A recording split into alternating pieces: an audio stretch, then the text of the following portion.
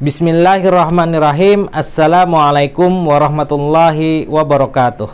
Alhamdulillahirabbil alamin, wassalatu wassalamu ala asrafil anbiya'i wal mursalin sayyidina wa nabiyina Muhammad wa ala alihi wa sahbihi wa mawalah, amma ba'du. Bagaimana kabarnya siswa-siswi kelas 12 Madrasah Aliyah Negeri 1 Balangan? Semoga selalu sehat dan tetap bersemangat di dalam menjalani pembelajaran jarak jauh seperti saat ini. Bertemu lagi dengan saya di mata pelajaran ilmu usul fikih untuk kelas 12 Aliyah. Pada kesempatan ini, di pembelajaran ini kita akan masuk ke pembahasan tentang ijtihad dan mujtahid. Setelah di pembahasan sebelumnya kita belajar tentang hukum-hukum syara atau al-ahkam asy-syar'iyyah. Nah, pada kesempatan kali ini kita akan mulai mempelajari apa itu ijtihad. Karena ijtihad itu merupakan upaya di dalam menghasilkan suatu pendapat hukum, sehingga sangat berkaitan dengan pembahasan yang sudah kita pelajari di pertemuan-pertemuan yang lalu. Jika di pertemuan yang lalu kita mempelajari tentang hukum, nah pada pembahasan tentang ijtihad kita belajar bagaimana proses di dalam pengambilan hukum tersebut. Oke, ini adalah peta konsep dari pembahasan tentang ijtihad yang akan kita bahas di pertemuan kali ini dan di pertemuan yang akan datang. Jika membahas tentang ijtihad, tentu yang pertama kali akan kita bicarakan adalah tentang pengertian atau definisinya. Apa itu ijtihad? Kita mungkin sering mendengar kata ijtihad atau mujtahid, tetapi apa sih definisi dari ijtihad dan mujtahid itu? Yang kedua adalah tentang hukum berijtihad. Bagaimana hukumnya seseorang melakukan ijtihad? Karena berijtihad itu merupakan perbuatan yang dilakukan oleh manusia, maka tentu ada hukum yang menyertai perbuatan tersebut. Oleh karena itu, kita juga perlu mempelajari bagaimana hukum seseorang berijtihad. Selanjutnya, bagian ketiga yang akan kita pelajari adalah tentang fungsi dan kedudukan ijtihad. Apa sih fungsi dari ijtihad itu? Dan bagaimana kedudukannya di dalam syariat Islam atau di dalam agama Islam ini. Pembahasan lainnya yang akan kita pelajari adalah tentang syarat-syarat mujtahid. Bagaimana seseorang bisa dikatakan sebagai mujtahid? Apa kualifikasinya, ya? Apa ilmu pengetahuan yang harus dia kuasai sehingga dia layak menjadi seseorang yang disebut dengan mujtahid? Karena tidak semua orang itu bisa dianggap sebagai mujtahid, dan tidak semua orang hasil ijtihad atau pendapat hukum yang dihasilkannya itu bisa dipakai untuk masyarakat. Sehingga kita perlu belajar syarat-syarat menjadi mujtahid. Jangan hanya karena dia populer atau dia public figure terus hasil ijtihadnya bisa dipakai, belum tentu. Oleh karena itu sangat penting untuk mengetahui tentang syarat-syarat mujtahid. Begitu juga dengan tingkatan-tingkatan mujtahid. Ada mujtahid mutlak, ada mujtahid yang terikat dengan mazhabnya, dan lain-lain. Itu penting kita ketahui, sehingga dengan mengetahui kedudukan atau tingkatan dari seorang mujtahid, kita bisa menilai bagaimana hasil ijtihadnya. Apakah hasil ijtihadnya itu bisa dipakai untuk semua orang atau terbatas pada kalangan kelompoknya saja. Nah, yang terakhir kita akan melihat bagaimana contoh-contoh hasil ijtihad yang dilakukan oleh para ulama. Inilah peta konsep yang akan kita pelajari di pembahasan tentang ijtihad dan mujtahid. Sekarang kita masuk ke pembahasan yang pertama tentang pengertian ijtihad. Apa sih yang dimaksud dengan ijtihad? Apa definisinya? Kita sering mengucapkan dan sering mendengar kata ijtihad. Tetapi apa sih definisi dari ijtihad itu? Jangan-jangan yang kita maksud dengan ijtihad itu bukan atau tidak sesuai dengan definisi aslinya. Makanya untuk menghindari kesalahpahaman atau kesalah kaprah dalam memahami kata ijtihad, karena ijtihad itu bukan berasal dari bahasa Indonesia, maka perlu penjabaran tentang pengertian apa itu ijtihad. kita lihat dari segi bahasanya terlebih dahulu.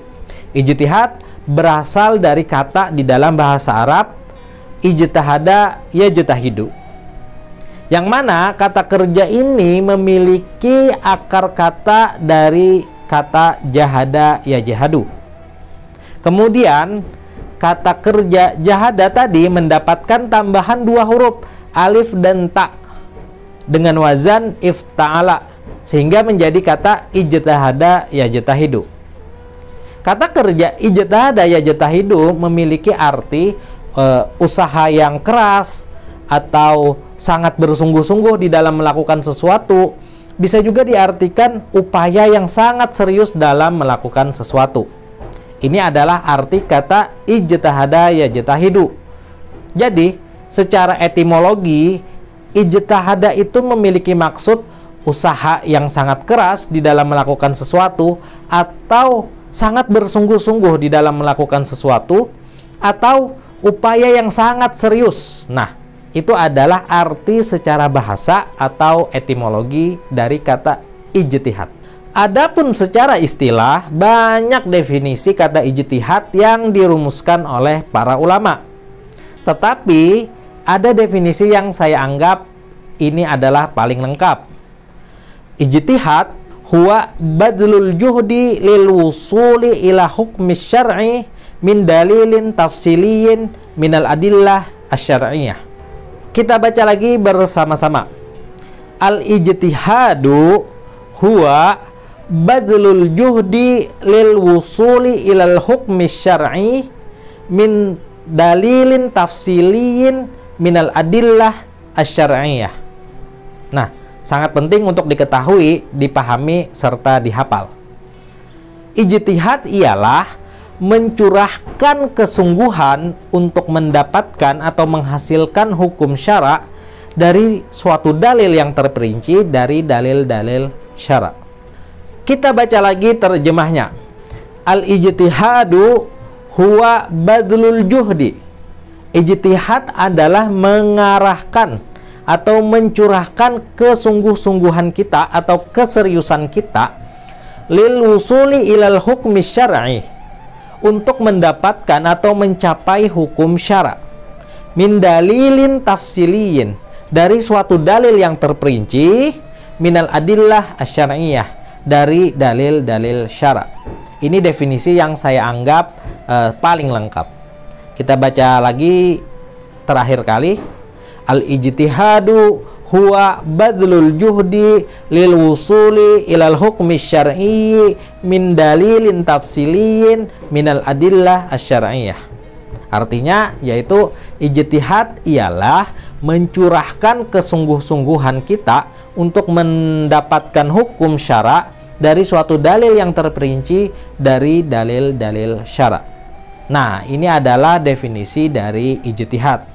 Ibarat kata, kita itu bersungguh-sungguh ingin mengetahui suatu hukum, kemudian kita kaji, kita telaah kitab-kitab ulama terdahulu, kita hubungkan teks dengan konteks, sehingga kita menghasilkan suatu kesimpulan hukum. Nah, itu disebut dengan ijtihad. Tapi mereka yang berijtihad atau mereka yang mendapatkan gelar sebagai mujtahid, itu adalah orang-orang yang memiliki syarat-syarat tertentu yang akan kita pelajari nanti, ya, bukan sembarangan orang. Sekali lagi saya ulangi, jadi yang dimaksud dengan ijtihad adalah mencurahkan pikiran dan kesempatan untuk mendapatkan suatu hukum syara tentang suatu masalah dengan jalan istinbat atau mengeluarkan hukum dari sumber-sumber hukum atau dalil-dalil syara. Adapun orang yang melakukan ijtihad itu dinamakan sebagai mujtahid. Isim fa'il dari ijtihada yajtahidu adalah mujtahidun. Orang yang melakukan ijtihad itu disebut dengan mujtahid, yaitu orang-orang yang mencurahkan tenaga dan pikirannya untuk mendapatkan hukum-hukum syara tentang suatu perbuatan yang hukum tersebut diambil dari dalil-dalil syara. Jadi jangan bingung dengan terminologi apa itu ijtihad, apa itu mujtahid. Ijtihad itu adalah upaya atau usaha di dalam menelurkan hukum, sedangkan orang yang melakukannya disebut dengan mujtahid. Untuk mempermudah pemahaman kita tentang definisi atau pengertian ijtihad, sebenarnya bisa kita uraikan. Jadi, yang dimaksud dengan definisi ijtihad itu memiliki beberapa unsur. Yang pertama, ijtihad adalah mengerahkan daya nalar secara maksimal. Jadi, seseorang yang melakukan ijtihad itu tidak sekedar menjawab pertanyaan secara asal-asalan, tidak. Tetapi mereka harus mencurahkan segala daya dan upaya ilmu pengetahuan yang dimilikinya untuk menelurkan hukum dengan segala kemampuan yang dimilikinya. Jadi tidak sembarangan orang yang dapat berijtihad. Dan usaha ijtihad itu dilakukan oleh orang-orang yang sudah mencapai gelar mujtahid. Mereka memiliki kemampuan yang tinggi, mereka memiliki kualifikasi ilmu pengetahuan yang cukup, mereka mampu menelaah dalil-dalil syara, dan kemudian mereka menelurkan atau mengeluarkan hukum yang ada di dalam dalil-dalil syara tersebut. Mereka yang memiliki kemampuan bukan orang-orang yang sembarangan, ya. Orang yang lulus sarjana pun belum tentu memiliki kualifikasi sebagai seorang mujtahid. Harus banyak ilmu pengetahuan yang dia kuasai. Nah, itu akan kita pelajari nanti di pembahasan selanjutnya. Dan pokok atau hasil yang diperoleh dari usaha ijtihad itu adalah pendapat hukum syara yang bersifat amaliyah atau praktis, ya. Hukum tentang suatu perbuatan. Ketika ada seseorang yang bertanya kepada Tuan Guru, apa hukumnya perbuatan ini? Nah, Tuan Guru kemudian melakukan ijtihad, melakukan olah pikir dan daya dengan kemampuan ilmu pengetahuannya. Beliau mencek di berbagai kitab, kemudian akhirnya menyimpulkan suatu pendapat hukum. Nah, hukum itu tentu berkaitan dengan amal perbuatan manusia. Adapun usaha ijtihad itu ditempuh melalui cara-cara istinbat hukum. Istinbat hukum itu secara mudahnya yaitu menyimpulkan atau mengeluarkan suatu pendapat hukum setelah mengecek atau menelaah dalil-dalil syara. Kemudian diambil kesimpulan hukum. Nah, itu disebut dengan istinbat hukum. Metodenya disebut dengan istinbat hukum, tetapi usahanya itu disebut dengan ijtihad. Nah, itu adalah hakikat dari ijtihad. Setelah mempelajari tentang definisi ijtihad tadi, pertanyaan selanjutnya adalah bagaimana hukum berijtihad. Ijtihad itu kan adalah perbuatan manusia. Tentu ada hukum yang menyertai perbuatan tersebut. Bagaimana hukum dari berijtihad? Hukum berijtihad itu adalah wajib. W-A-W-J-I-B, wajib. Ya, hukum berijtihad itu adalah wajib. Tetapi wajibnya adalah bagi seseorang yang memiliki kemampuan dan ilmu pengetahuan sebagai seorang mujtahid. Saya ulangi lagi. Hukum berijtihad itu adalah wajib. Tetapi wajib bagi seseorang yang sudah memiliki kualifikasi sebagai seorang mujtahid. Dia memiliki kemampuan, dia memiliki pengetahuan, dia memiliki hal-hal yang dibutuhkan untuk merumuskan suatu pendapat hukum. Adapun bagi orang yang tidak memiliki kemampuan, ya hukumnya adalah tidak wajib. Tetapi bagi mereka yang belum memiliki kemampuan atau keilmuan yang cukup, tugasnya adalah selalu belajar dan terus meningkatkan ilmu pengetahuannya agar memiliki kemampuan sebagai seorang mujtahid. Dengan kata lain, seorang mujtahid itu wajib melakukan ijtihad untuk menggali dan merumuskan hukum syara dalam hal-hal yang syariat tidak menetapkan hukumnya dengan jelas dan pasti. Analoginya begini. Zaman terus berkembang, teknologi semakin maju, perubahan kehidupan sosial ekonomi masyarakat itu terus berubah dari zaman ke zaman. Sehingga perlu selalu ada suatu rumusan hukum yang baru terhadap peristiwa atau kasus yang baru muncul. Nah, sehingga hukum-hukum fikih itu terus berkembang dan mengikuti perkembangan zaman. Saat Nabi Muhammad masih hidup, orang-orang bertanya langsung kepada beliau tentang suatu peristiwa atau tentang hukum masalah tertentu. Setelah Nabi Muhammad wafat, agama Islam menyebar ke berbagai wilayah dunia. banyak kasus-kasus baru yang ditemukan. Orang-orang bertanya tentang hukum ini, hukum itu kepada para ulama, dan para ulama dituntut untuk berijtihad untuk menjawab persoalan-persoalan hukum tersebut. Begitu juga seperti di era modern ini, maupun di masa yang akan datang. Zaman terus berubah, kehidupan manusia selalu berkembang. Ada hal-hal baru yang belum pernah ditemukan di masa lalu, sehingga para ulama modern harus melakukan ijtihad untuk menjawab persoalan modern di masa ini maupun yang akan datang. Seperti itu kira-kira analoginya. Hukum wajib itu pun terbagi menjadi dua macam. Yang pertama adalah wajib ain atau fardu ain. Fardu ain adalah bagi seseorang yang berkualifikasi sebagai mujtahid, memiliki kemampuan dan ilmu pengetahuan sebagai mujtahid, sedangkan hanya ia satu-satunya yang dapat berijtihad. Dan jika ia tidak berijtihad, maka persoalan hukum tersebut akan menyulitkan masyarakat. Maka hukumnya adalah wajib ain atau fardu ain bagi orang tersebut. Misalkan dalam suatu daerah ditemukan satu kasus atau satu peristiwa yang perlu adanya penyelesaian hukum. Masyarakat bertanya kepada tuan guru yang ada di daerah itu. Tuan gurunya cuma satu-satunya di situ, ya kan? Cuma beliau, tuan guru yang ada di daerah itu. Beliau memiliki kemampuan sebagai seorang mujtahid.